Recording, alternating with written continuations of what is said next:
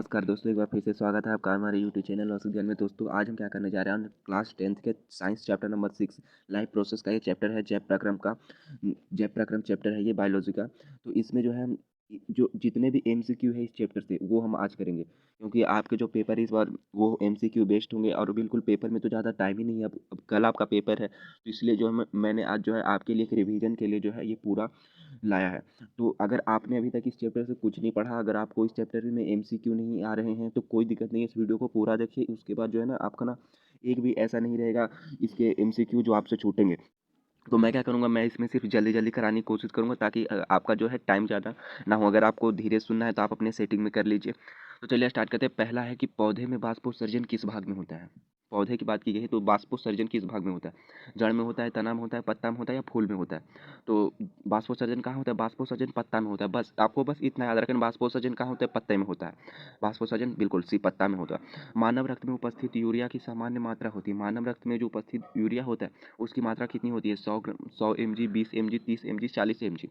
तो मानव रक्त में जो यूरिया होती है ना उसकी मात्रा होती है 20 mg, बस 20 mg होती है। सब 20, 40, 100 या 30, आपको कुछ नहीं। मानव रक्त में जो यूरिया होता है वो जो है 20% बस होता है, 20 mg होता है, 20 mg। श्वसन क्रिया के दौरान कितनी प्रतिशत ऊर्जा ताप के रूप में निष्कासित होती है। जब हम सांस लेते हैं तो आपने देखा होगा कि जब हम सांस अंदर लेते हैं तो एक ठंडी सी हवा अंदर जाती है, लेकिन जब हम बाहर छोड़ते हैं तो क्या होता है कि जो हवा है उसमें गर्माहट रहती है। तो वो जो है वो जो ताप है वो कितना प्रतिशत होता है हमारे शरीर का, 20, 40, 60, 38। इसका क्या होगा, 20%। 20% ताप होता है, 20% यूरिया होता है जो कि निष्कासित होता है। ये दोनों 20-20 ही हैं। मनुष्य में वृक्क एक तंत्र का भाग है जो संबंधित है, बिल्कुल इसमें कुछ सोच नहीं है। वृक्क का संबंध किससे है, उत्सर्जन से, बिल्कुल ऑप्शन सी।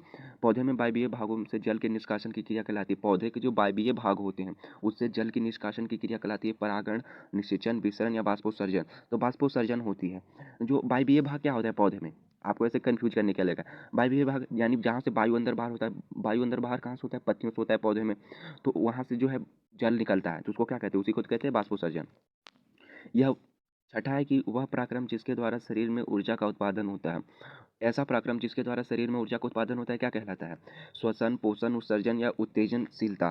तो क्या कहलाता है, श्वसन। तो जब हम श्वास लेते हैं तभी तो हमारे जो है, देखिए पोषण तो है खाना, उत्सर्जन है बाहर निकालना हम अपने शरीर की गंदगी को, उत्तेजनशीलता तो ये दूसरा चीज हो गया, ये तो फिर हमारे चैप्टर नंबर 7 से है। तो वह पराक्रम जिसके द्वारा शरीर में ऊर्जा का उत्पादन होता है। उत्पादन कैसे होता है, हम जो खाते हैं तो जब हम सांस लेते हैं ना तो जो हमारी सांस के द्वारा जो अंदर सांस जाता है ना ऑक्सीजन, वही उसको खाना का तोड़ता है। तो जो मेन रूप से ऊर्जा का उत्पादन होता है ना वो श्वसन के द्वारा होता है, बिल्कुल इसका श्वसन होगा। कौन सी क्रिया सभी जीवों के लिए अनिवार्य है, प्रकाश संश्लेषण, बाष्पोत्सर्जन, श्वसन या चलन। देखिए प्रकाश संश्लेषण सिर्फ पौधों के लिए है, बाष्पोत्सर्जन पौधों के लिए है, चलन ऐसा है नहीं कुछ। तो इसका हो जाएगा श्वसन। इसका क्या हो जाएगा, श्वसन, बिल्कुल इसका श्वसन ही होगा। मैग्नीशियम पाया जाता है। मैग्नीशियम जो है वो कहाँ पाया जाता है, क्लोरोफिल में, लाल रक्तकण में, वर्णी लवक में या श्वेत रक्तकण में। तो मैग्नीशियम जो है वो जो है क्लोरोफिल में पाया जाता है। मैग्नीशियम कहाँ पाया जाता है, क्लोरोफिल में, हरित हरित लवक। मानव हृदय में पाए जाते हैं 3 वेश्म, 2 वेश्म, 4 वेश्म या 5 वेश्म। हमारे जो हृदय है उसके कितने कोष्ठ होते हैं, कितने कमरे बने हुए होते हैं, तो हमारे हृदय में जो 4 भाग होते हैं। ऊपर वाले को कहते हैं अलिंद, नीचे वाले को निलय। 2 अलिंद 2 निलय होते हैं, आपको ये ध्यान रखना है। बायां अलिंद, दायां अलिंद, बायां निलय, दायां निलय। चलिए प्रश्न नंबर 10 में, एक प्रकाश संश्लेषण द्वारा किसकी प्राप्ति होती है। प्रकाश संश्लेषण जो है तो उसके द्वारा किसकी प्राप्ति होती है, वसा, प्रोटीन, ग्लूकोज या प्रकाश। तो प्रकाश संश्लेषण के द्वारा किसकी प्राप्ति होती है, ग्लूकोज।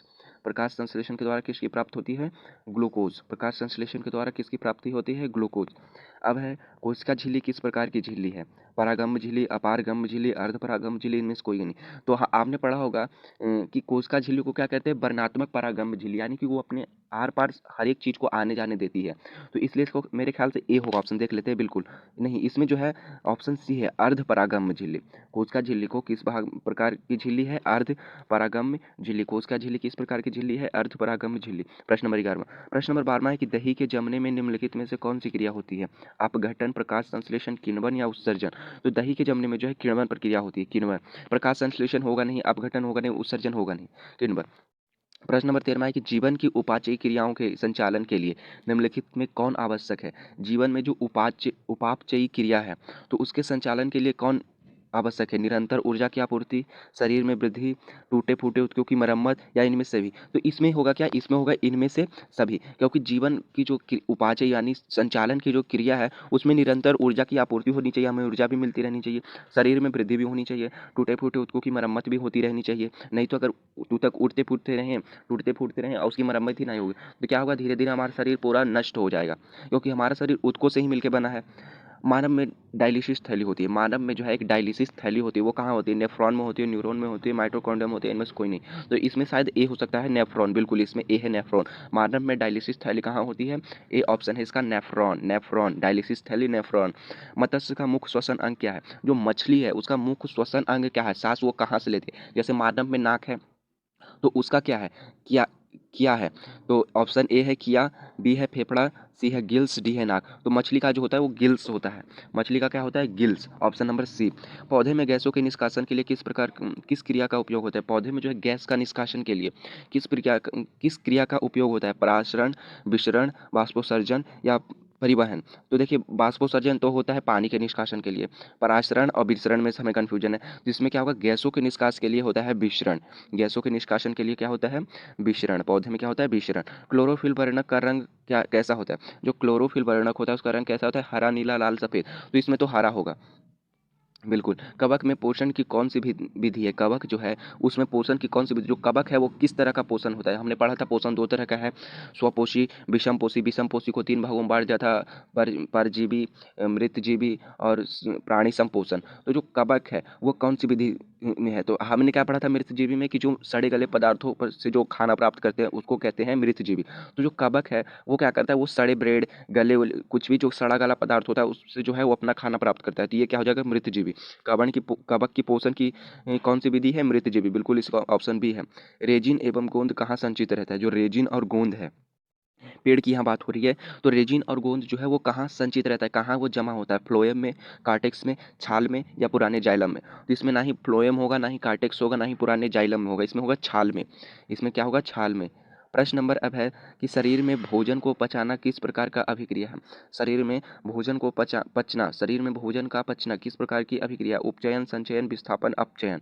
तो देखिए, इसमें संचयन और विस्थापन में हमें डाउट नहीं होना चाहिए, ये नहीं हो सकता है। ए और डी में लग रहा है, तो चलिए देख लेते हैं आंसर। इसका क्या है? उपचयन। शरीर में भोजन को पचना उपचयन कहते हैं, उपचयन कहते हैं। शरीर में भोजन का पचना किस प्रकार की अभिक्रिया है? उपचयन, उपचयन अभिक्रिया है, उपचयन अभिक्रिया। रक्त क्या है? कोशिका है, ऊतक है, पदार्थ है या कोई नहीं है? तो रक्त क्या है? कोशिका नहीं होगी। ऊतक, ऊतक हो सकता है, रक्त जो है ऊतक हो सकता है, बिल्कुल इसका रक्त जो है एक ऊतक है। निम्नलिखित में से कौन उत्सर्जी अंग है? वृक्क, अग्न्याशय, आँख या कोई नहीं? तो अग्न्याशय कुछ उत्सर्जन करता नहीं है, आँख भी नहीं करता है, तो इसमें वृक्क होगा। वृक्क जो है वो क्या करता है, हमारे शरीर से जो है जो यूरिया का जो है निष्कासन करता है, और भी बहुत सारे हानिकारक तत्वों का निष्कासन करता है। तो इसका हो जाएगा ऑप्शन ए, वृक्क। वृक्क जो है एक उत्सर्जी अंग है। रच्छी कोशिकाएं पाई जाती है, गार्ड सेल्स किसमें पाई जाती है? जड़ में, पत्तियों में, फूलों में या फलों में? तो रच्छी कोशिकाएं जो है वो पाई जाती है पत्तियों में।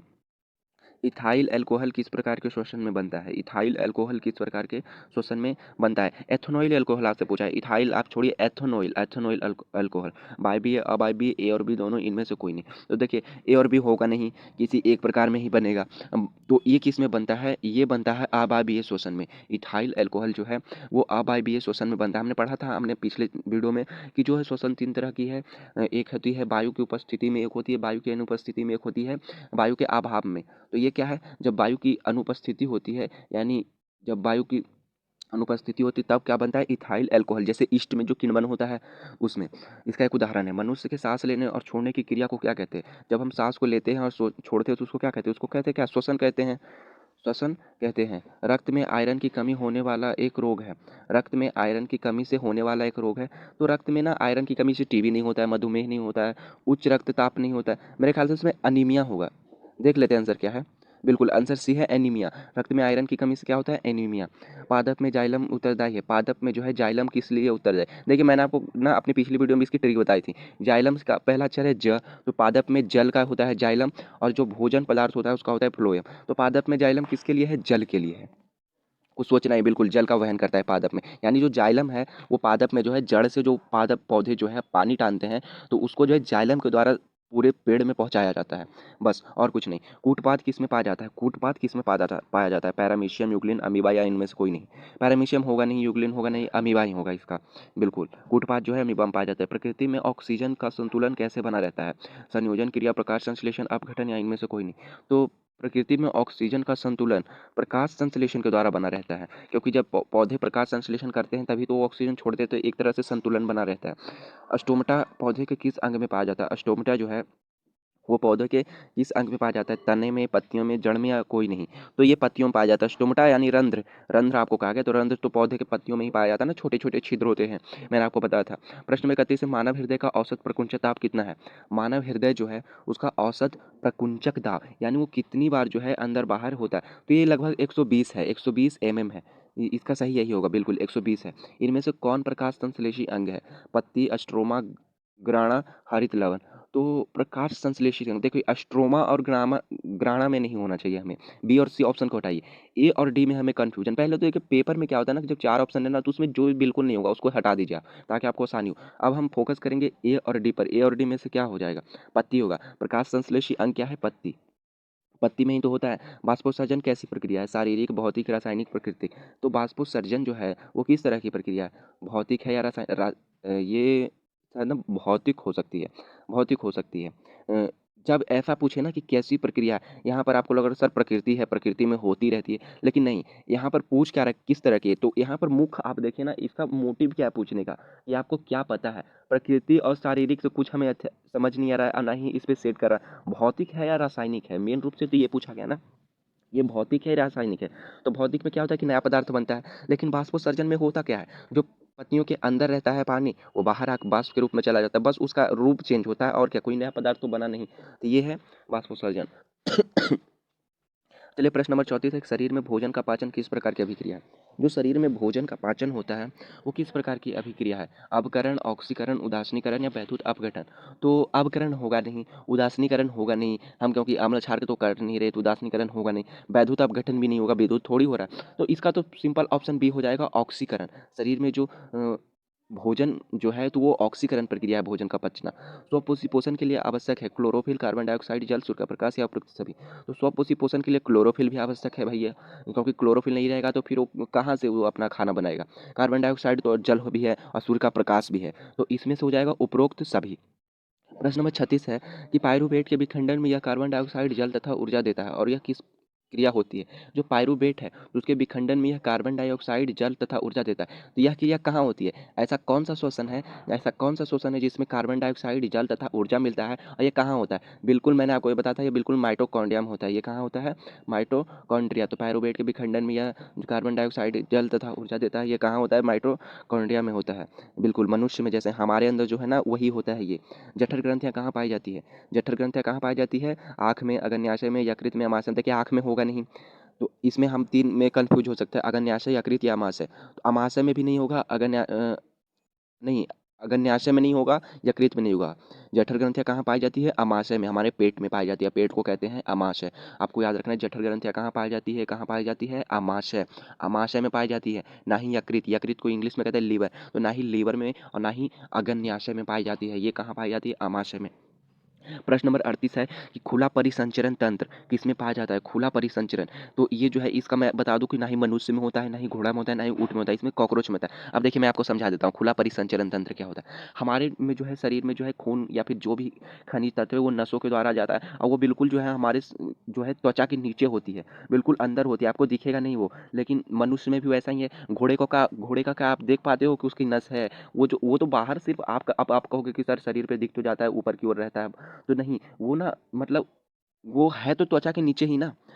तो घोड़े में भी ऐसा ही होता है, ऊँट में भी ऐसा ही होता है, लेकिन कॉकरोच को कभी आप देखना उल्टा करके, तो उसमें क्या होता है, बिल्कुल पतली पतली जो होती है ना उसकी, वो सब कुछ दिखता रहता है, उसपे कोई ऊपर जो है त्वचा नहीं होता है, डायरेक्ट जो है वो उसका जो है डायरेक्ट वही दिख जाता है। जैसे आप हड्डी अगर उसका देखोगे ना, हड्डी तो उतना कड़ा नहीं होता है हमारी तरह, लेकिन जो भी उसका है तो देखोगे ना आपको ऐसे ही दिख जाएगा। तो कॉकरोच में जो है खुला परिसंचरण तंत्र होता है। अब खून आते-जाते उसमें भी नहीं दिखता है, उसका जो खनिज आते-जाते उसमें भी नहीं दिखता है। लेकिन हाँ, आप उसकी अगर देखोगे ना नीचे की, उसको पलट के अगर उसकी त्वचा देखोगे ना, तो उसमें ना उसकी त्वचा पे जो है, तो जहाँ उसके पैर-वैर है तो उसपे कोई चमड़े नहीं होते हैं, वो जो है खुला रहता है। अब है प्रश्न नंबर 39 कि पौधों में पाया जाने वाला गाढ़ गाढ़ा एवं दूधिया उत्सर्जित तरल पदार्थ को क्या कहते हैं? पौधे में जो पाया जाता है गाढ़ा एवं दूधिया उत्सर्जित तरल पदार्थ को क्या कहते हैं? दूधिया छोड़िए, दूधिया को आप छोड़िए। आपने देखा होगा कभी किसी किसी पौधे को जब आप काटते हो ना तो उससे क्या है, एक बिल्कुल गोंद सा निकलता है, गाढ़ा बिल्कुल, एक गाढ़ा सा बिल्कुल एक द्रव्य निकलता है। उसको क्या कहते हैं? उसको कहते हैं हम, देख लेते हैं क्या कहते हैं, ले, ले, लेटेक्स। उसको क्या कहते हैं? लेटेक्स। रेजिन नहीं कहेंगे, गोंद नहीं कहेंगे, टेनिन नहीं कहेंगे। देखिए कंफ्यूज मत होइएगा, मैं भी हो गया था जब मैंने ऑप्शन बी देखा, रेजिन, गोंद, टेनिन। मैं अगर इसमें कोई एक होता ना तो मैं उसको करता टिक, लेकिन इसमें तीनों दे दिया इसलिए मैं कंफ्यूज हो गया कि तीनों तो हो नहीं सकता है। तो इसमें सही क्या है? लेटेक्स। पौधे में जो गाढ़ा और दूधिया उत्सर्जित तरल पदार्थ होता है ना उसको क्या कहते हैं? लेटेक्स। ना ही कि रेजिन, ना ही कि गोंद, ना ही कि टेनिन। वो है पौधे का उत्सर्जी पदार्थ। अब है 40 की यूरिया रक्त में कहाँ प्रवेश करती है? जो यूरिया है वो रक्त में कहाँ प्रवेश करती है? फेफड़े में, यकृत में, श्वास नली में या वृक्क से? तो यूरिया रक्त में कहाँ से प्रवेश करती है? प्रवेश करना है, ये नहीं कहा गया है कि कहाँ से निकलती है। कहाँ से निकलती है वो तो वृक्क से उसको छानता है, लेकिन प्रवेश कहाँ करती है? तो प्रवेश करती है यकृत में, यानी हमारे लीवर में जो है रक्त में यूरिया मिलती है। ध्यान रखना है, जो रक्त में यूरिया कहाँ मिलती है? यकृत में। यूरिया मिलती कहाँ है? लीवर में मिलती है, और निकलती कहाँ है? वृक्क से। फेफड़े और श्वास नली का कोई काम नहीं है, ध्यान रखिएगा इसको बिल्कुल। यूरिया इसमें से एक ना एक तो आएगा ही, ये दो में से एक पूछ सकता है कि यूरिया रक्त में कहाँ मिलती है, तो या तो यकृत में ये मिलती है, और कहाँ निकलती है? वृक्क में निकलती है, यानी लीवर में मिलती है, किडनी में निकलती है। तो प्रकाश संश्लेषण क्या होता है? वृक्क कहते हैं किडनी को, और लीवर कहते हैं यकृत को। प्रकाश संश्लेषण होता है रात में, दिन में, रात दिन या सुबह से। तो प्रकाश संश्लेषण धूप में ही होगी तो दिन में ही होगी बिल्कुल, इसमें कुछ सोचना ही नहीं था। पादप में फ्लोएम संवाहक होता है, पादप में जो है फ्लोएम संवाहक होता है, किसका होता है? मैंने अभी बताया था, जाइलम जो होता है जल का होता है। जाइलम किसका होता है? जल का। जाइलम ज से जाइलम, ज से जल। और फ्लोएम जो होता है, फ्लोएम जो होता है वो होता है भोजन का। कुछ नहीं सोचना है, बस फ्लोएम है भोजन का। आप बिल्कुल मेरी पिछली वीडियो देखिए, मेरे साइंस को जो चैप्टर 6 की वीडियो डाली थी उसमें मैंने भी बिल्कुल अच्छे समझा दिया है। आप उसको देख लोगे ना तो बिल्कुल चैप्टर 6 तो आप आपको कोई दिक्कत ही नहीं होगा। प्रकाश संश्लेषण क्रिया में ऑक्सीजन बाहर निकलता है। प्रकाश संश्लेषण क्रिया में ऑक्सीजन बाहर निकलता है, जल से, कार्बन डाइऑक्साइड से, ग्लूकोज से या डिक्टियोजोम से। तो जल कहाँ से बाहर निकलता है? जब प्रकाश संश्लेषण क्रिया में जो CO2 लेते हैं ना, CO2, तो जल जो है वो कहाँ से निकलती है? कार्बन डाइऑक्साइड से निकलती है। नहीं, इसमें जल थोड़ी पूछा गया है, मैं जल पे चला गया था। ऑक्सीजन पूछा गया ना कि प्रकाश संश्लेषण क्रिया में ऑक्सीजन बाहर निकलता है। तो ऑक्सीजन कहाँ से निकलता है? जैसे हमने जल लिया H2O, तो उसमें 2 हाइड्रोजन के अणु है, तो एक जल के भी तो अणु है। तो वो जो है हाइड्रोजन से जो है जल बाहर निकलता है। हाइड्रोजन से जो है जल बाहर निकलता है। तो जल से हाइड्रोजन को क्या कहते हैं? जल से ही कहते हैं। तो बस ऑक्सीजन जो है हाइड्रोजन से जो ऑक्सीजन, यार मैं कितना कन्फ्यूज हो रहा हूँ। प्रकाश संश्लेषण क्रिया में ऑक्सीजन बाहर निकलता है, किससे निकलता है? जल से निकलता है। किससे निकलता है? जल से निकलता है। ग्लूकोज से निकलेगा नहीं, डिक्टियोजोम से निकलेगा नहीं। कार्बन डाइऑक्साइड और जल में हमें कन्फ्यूजन था, तो कार्बन डाइऑक्साइड से निकलेगा नहीं। और जल जो है वहाँ से जो है ऑक्सीजन निकलता है, क्योंकि उसमें हाइड्रोजन और ऑक्सीजन के अणु होते हैं। तो हाइड्रोजन को भी ले लेता है अलग करके, ऑक्सीजन को अलग कर देता है बिल्कुल जल से। रक्त में हल्के पीले रंग के चिपचिपे द्रव्य को क्या कहते हैं? रक्त में जो हल्का पीला रंग होता है और उससे जो चिपचिपा द्रव्य होता है उसको क्या कहते हैं? प्लाज्मा कहते हैं, सीरम कहते हैं, लिम्फ कहते हैं या लक्ष्य कहते हैं? तो प्लाज्मा कहते हैं। जो रक्त में हल्का पीला रंग होता है ना, हमने क्या पढ़ा था कि रक्त को जो है दो भागों में बांटा गया है। एक होता है ठोस द्रव्य, एक होता है, एक ठोस होता है और द्रव्य होता है। ठोस द्रव्य, हमने रक्त दो तरह के होते हैं, ठोस और द्रव्य। मैंने अपनी पूरी वीडियो में इसको समझाया था। तो जो रक्त में है हल्के पीले रंग के चिपचिपे पदार्थ जो होते हैं उसको क्या कहते हैं? प्लाज्मा कहते हैं। प्लाज्मा कहते हैं बिल्कुल।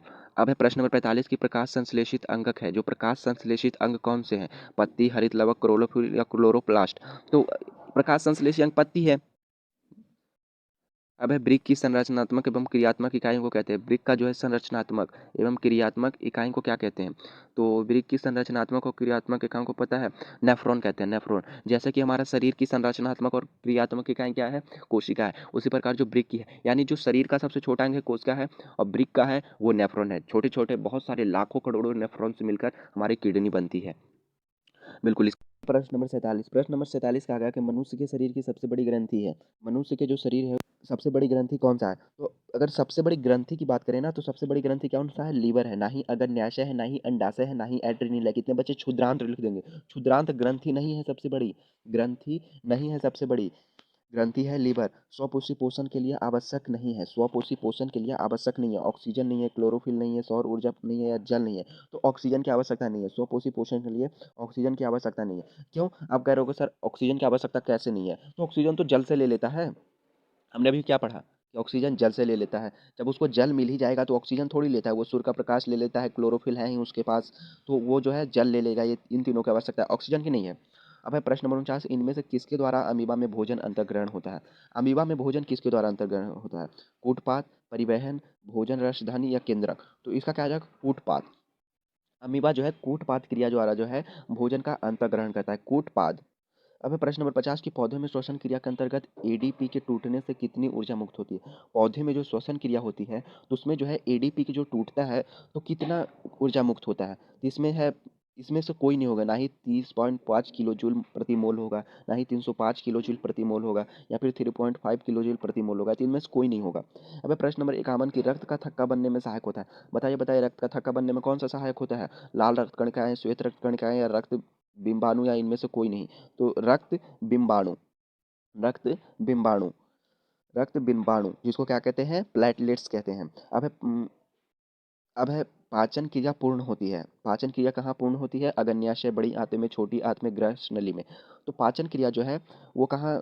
छोटी आंत में जो है, क्षुद्रांत्र में जो है वो बिल्कुल जो है पूरी हो जाती है। हमारे पचने की जो क्रिया, हमने जो भोजन किया ना, तो उसका जो लास्ट बार जो पोषण होता है ना, वो छोटी आंत में होता है। उसके बाद जो है वो बाहर कर दी जाती है, उसके बाद उसका कोई नहीं होता है पाचन। जो भी अच्छी पदार्थ होती है छोटी आंत तक निकल जाती है। प्रश्न नंबर 53 है कि छोटी आंत की दीवार में पाई जाने वाली ग्रंथियों के स्राव को क्या कहते हैं? छोटी आंत की जो दीवार होती है तो उसमें जो ग्रंथि पाई जाती है तो उसको, ग्रंथियों के स्राव को क्या कहते हैं? आंतरस, सक्कस, एंटीरिक, जठर रस। तो इसमें ए या बी दोनों? तो नहीं, इसमें क्या हो जाएगा? इसमें हाँ, ए और बी दोनों हो सकता है इसमें, क्योंकि अगन्याशय यकृत से क्या आता है? यकृत से आता है आंतरस। छोटी आंत क्या करती है कि वो ना मतलब खुद नहीं बनाती है, वो क्या करती है, उसको जो है यकृत देता है, लीवर उसको देता है आंतरस, और क्या करता है और अगन्याशय देता है उसका अगन्यासिक रस, जिसमें होता है सक्कस, एंटी रिकस रिकस। तो ये हो जाएगा ए और बी दोनों। अब है प्रश्न नंबर 54 की एक वयस्क मनुष्य के कितने दांत होते हैं? एक जो है पूरा तरह का जवान नव युवक मनुष्य के कितने दांत होते हैं? तो बिल्कुल 32 दांत होते हैं। मछली के हृदय में कोष्ठकों की संख्या क्या है? मछली के हृदय में जो है ना 2 कोष्ठक होती है। जलीय जीवों के हृदय में कितनी कोष्ठक होती है? 2। मछली में 2, ये आएगा बिल्कुल। मछली में 2 कोष्ठक होती है। स्वाद कलियां पाई जाती है। स्वाद कलियां कहाँ पाई जाती है? अग्न्याशय की ऊपरी सतह पर, जीभ की ऊपरी सतह पर, अगर चवर्ण की अग्रष्णि के भीतर। तो इसमें क्या हो जाएगा? बिल्कुल जीभ के ऊपरी सतह पर पाई जाती है। जीभ में ही तो पाई जाती है हमारी स्वाद कलियां। हम जीभ से ही तो जो है स्वाद को टेस्ट करते होते हैं, कि अगर ऐसा तो होगा नहीं, हमारे पेट में जाता है तब हम स्वाद को टेस्ट करते हैं। पेट में जाने के बाद तो कुछ पता ही नहीं चलता है। अग्रचवर्णक, वो तो दांत को कहा गया है ना, अग्रचवर्णक। दांत से थोड़ी होता है। ग्रसनी के भीतर की दीवार, ग्रसनी के भीतर की दीवार भी नहीं होती, होती कहाँ है? जीभ के ऊपरी सतह। अब है प्रश्न नंबर 57 की अमाशय के अग्रभाग को कहते हैं? अमाशय के अग्रभाग को क्या कहते हैं? पाइलोटिक, फुंडिक, या कार्डियक, या एपिग्लोटिक्स? एपिग्लोटिक्स। तो अमाशय के अग्रभाग को क्या कहते हैं? कार्डियक। अमाशय के अग्रभाग को क्या कहते हैं? Cardiac, cardiac, cardiac. आपको याद रखना है। मुख गुहा का पिछला भाग क्या कहलाता है? प्रश्न नंबर 58 है, मुख गुहा का पिछला भाग क्या कहलाता है? मुख गुहा का पिछला भाग क्या कहलाता है? ग्रसनी, ग्रसनली, ग्रहणी, या अग्न्याशय? अग्न्याशय होगा नहीं, ग्रहणी कुछ है नहीं, ग्रासनली तो उसके नीचे हो जाएगा, होगा क्या? ग्रसनी, ऑप्शन ए ग्रसनी। जो हमारे मुंह के जो पिछला भाग है ना, मुख गिहा, वही कहा गया। जैसे मुंह के बाद जो पिछला भाग कहाँ जाता है? ग्रसनी में जाता है, वहां से जो है भोजन अंदर जाता है। अब प्रश्न नंबर 59 की निम्नलिखित में से कौन सा सजीव के मुख्य लक्षण है? सजीवों के मुख्य लक्षण क्या है? स्थानांतरण, श्वसन, प्रकाश संश्लेषण, या इनमें से कोई नहीं? तो स्थानांतरण है क्या? श्वसन है? तो श्वसन है बिल्कुल। सजीवों में तो मुख्य लक्षण है श्वसन। श्वसन ही नहीं, श्वास ही नहीं लेगा तो सजीव ऐसे ही मर जाएगा, तो इसका बी होगा बिल्कुल, श्वसन। अब है छोटी आंत एवं बड़ी आंत के जोड़ों पर पाई जाने वाली एक छोटी नलीनुमा रचना को क्या कहते हैं? छोटी आंत और बड़ी आंत, हम देखते हैं छोटी आंत और बड़ी आंत, उन दोनों के ऊपर जो है ना, आप देखोगे ना तो एक गोल गोल गोल गोल बिल्कुल जो है ना, उस तरह का वलय की आकृति का जो है वो एक संरचना पाई जाती है। पाई जाने वाली एक छोटी नलीनुमा रचना को क्या कहते हैं? सिकम, रेक्टम, कोलम, या एपेडिक्स? तो क्या कहते हैं इसको? सिकम कहते हैं, सिकम कहते हैं। छोटी नलीनुमा रचना को क्या कहते हैं? सिकम। प्रश्न नंबर 61 है कि छोटी आंत में भोजन के पाचन में निम्नलिखित में से किस रस की भूमिका होती है? जो छोटी आंत होती है तो वहाँ जो भोजन का पाचन होता है तो निम्नलिखित में से किस रस की भूमिका होती है उसमें? पीत रस, अग्न्याशी रस, आतरस, या इनमें से कोई नहीं? तो देखिए, पीत रस होता है भोजन की पाचन में, कह रहा है पाचन में कह रहा है, तो पीत रस भी होता है, अगर न्यासक रस भी होता है, आत रस नहीं होगा। देखते हैं इसका क्या है ऑप्शन। इसका है इनमें से सभी। हाँ, क्योंकि मैंने क्या कहा, पीत रस भी होता है, अगर न्यासिक रस भी होता है तो इनमें से सभी हो जाएगा। इसका छोटी आंत में जो भोजन का पाचन होता है पीत रस, मैंने आपको क्या बताया था, जो पीत रस है वो कहाँ से लेती है, वो लेती है यकृत से। अगर न्यासिक रस कहाँ से लेती है, वो लेती है अग्न्याशय से, और उसमें होता है आतरस। प्रश्न नंबर 62 है कि अमाशय में अधपके भोजन के कोई लेई की तरह के स्वरूप को क्या कहते हैं। अमाशय में जो अधपचे भोजन होते हैं, तो अधपचे भोजन के लेई की तरह के स्वरूप को क्या कहते हैं। लेई यानी बिल्कुल जो है ना, एक लेई यानी लेई कह सकते हैं। लाई आटा, आटा जो होता है ना बिल्कुल गीला सा आटा वैसे, तो क्या कहते हैं, काइम, चाइल, काइलो, माइक्रोन, इनमें से सभी क्या कहते हैं, काइल कहते हैं। अमाशय में अधपके भोजन के की तरह के स्वरूप को क्या कहते हैं, काइल, काइल। प्रश्न नंबर 63 है कि निम्नलिखित में से कौन एमिनो अम्ल के विखंडन से बना है। एमिनो अम्ल के विखंडन से क्या बना है, carbon dioxide, carbon monoxide, ammonia, या बी और सी दोनों। इसका क्या हो जाएगा, अमोनिया। जो एमिनो अम्ल है, एमिनो अम्ल का विखंडन जहाँ पर होता है तो उससे क्या बनता है, एमिनो अम्ल के विखंडन से बनता है अमोनिया। अमोनिया, अमोनिया बनता है, बस याद रखना है आपको। प्रश्न नंबर 64 स्वपोषी पोषण के लिए आवश्यक है क्या है, क्लोरोफिल, सूर्य का प्रकाश, जल एवं कार्बन डाइऑक्साइड, इनमें से सभी। इनमें से सभी हो जाएगा इसका, बिल्कुल। चाइल का अवशोषण होता है एलियस में, जेजुनन में, कोलन में, या रेक्टम में। चाइल, चाइल का अवशोषण कहाँ होता है, इलियम में। इलियम में होता है चाइल का अवशोषण, कहाँ होता है, इलियम में। मनुष्य के आहार नाल की कौन सी रचना अपसेशी अंग है। मनुष्य की आहार नाल की कौन सी रचना अपसेशी अंग है, सिकम, एपिडिक्स, जेनुनम, या कोलन। तो इसका क्या हो जाएगा, एम्पेंडिक्स, एम्पेंडिक्स।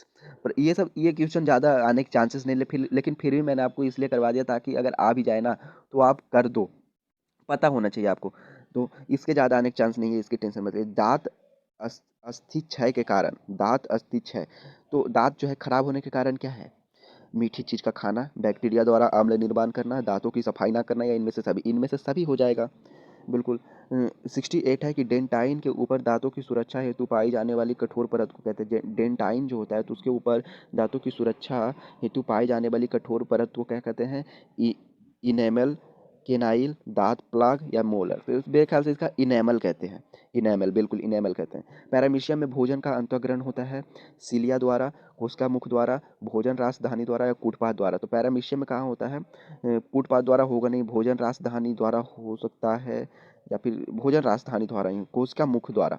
अच्छा, कोशिका मुख द्वारा। हमने देखा कि पैरामीशियम जो है ना, उसमें जो है ना, मैंने बताया था कि उसमें एक विशिष्ट स्थान होता है, वहीं से भोजन जाता है कोशिका, तो उसका क्या कहते हैं, उसको कहते हैं कोशिका मुख द्वारा। अब प्रश्न नंबर 70 है कि प्रकाश संश्लेषी इकाई है, क्लोरोप्लास्ट, प्लास्टिड, क्लोरोफिल, या इनमें से कोई नहीं। तो प्रकाश संश्लेषी इकाई है क्या है, प्रकाश को संश्लेषित कौन करता है, क्लोरोफिल करता है, बिल्कुल। प्रकाश संश्लेषण प्रक्रिया का मुख्य उपोत्पाद क्या है, प्रकाश संश्लेषण प्रक्रिया का मुख्य उपोत्पाद क्या है, ग्लूकोज, ऑक्सीजन, जल, या कार्बन डाइऑक्साइड। तो ऑक्सीजन है, प्रकाश संश्लेषण होता है तो ऑक्सीजन निकलता है उत्पाद के रूप में। पैरामीशियम में पाई जाने वाली पोषण विधि को क्या कहते हैं, स्वपोषी, मृतपोषी, परजीवी, या प्राणी सम। तो पैरामीशियम में जो पोषण पाया जाता है उसको कहते हैं प्राणी संपोषण। पैरामीशियम में जो पोषण पाई जाती है उसको क्या कहते हैं, प्राणी संपोषण। निम्नलिखित में से किस प्रकार संश्लेषी अंगक है, जड़, पत्ती, स्टोमेटा, हरित लवक।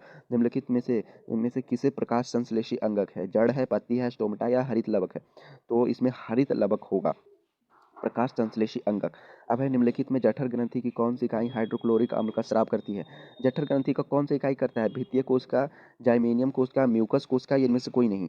तो भित्तीय कोशिका करता है निम्नलिखित में से जठर ग्रंथि। जठर ग्रंथि में जो है 3 तरह की रस होती है, पेप्सिन, हाइड्रोक्लोरिक अम्ल, श्लेष्मा। तो इसमें से जो हाइड्रोक्लोरिक अम्ल है उसका स्राव कौन करती है, तो उसका स्राव कौन करती है, भित्तीय कोशिका, भित्तीय कोशिका, ऑप्शन ए। प्रश्न नंबर 75 है कि मनुष्य के मुख गुहा में कितने जोड़े लार ग्रंथियां पाई जाती है। मनुष्य के मुख गुहा में कितने जोड़े लार ग्रंथि पाई जाती है, तो 3 जोड़े लार ग्रंथि पाई जाती है।